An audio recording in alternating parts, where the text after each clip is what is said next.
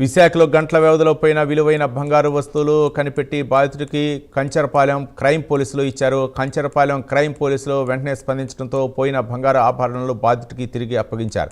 విశాఖపట్నం నగరానికి చెందిన యలమంచిలి వెంకట్రావు విశాఖపట్నం పోర్టులో ఉద్యోగం నిర్వహించి రిటైర్ అయ్యారు.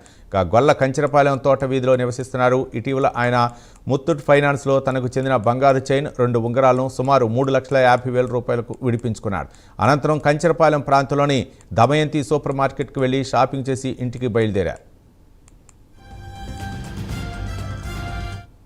ఈ క్రమంలో వాహన తాళాలు జేబులో నుంచి తీసే సమయంలో విడిపించుకున్న బంగారు ఆభరణాలు అనుకోకుండా జేబులో నుంచి జారిపడిపోయాయి. ఇంటికి చేరుకున్న తర్వాత ఆభరణాలు జేబులో లేవని గుర్తించిన వెంటనే పోలీస్ కమిషనర్ వాట్సాప్ ద్వారా సమాచారం అందించారు.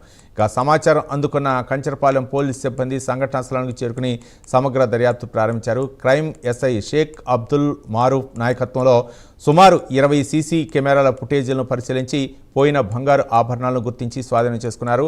ఆ తర్వాత బాధితుడికి పిలిపించి ఆ ఆభరణాలను తిరిగి అప్పగించారు. వస్తువులు తాగట్టు పెట్టారు.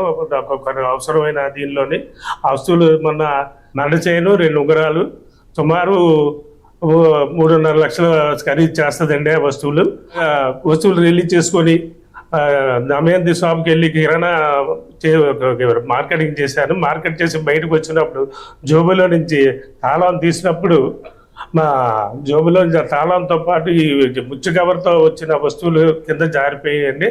పారిపోయి దీని మీద ఇచ్చేసి అప్పుడు చూసుకోలేదు. చూసుకోకుండా ఇంటికి వెళ్ళిపోయాను. ఇంటికి వెళ్ళిపోయిన తర్వాత ఒక గంట తర్వాత జోబీలో తొడుగుంటే జోబీలో వస్తువులు లేవండి.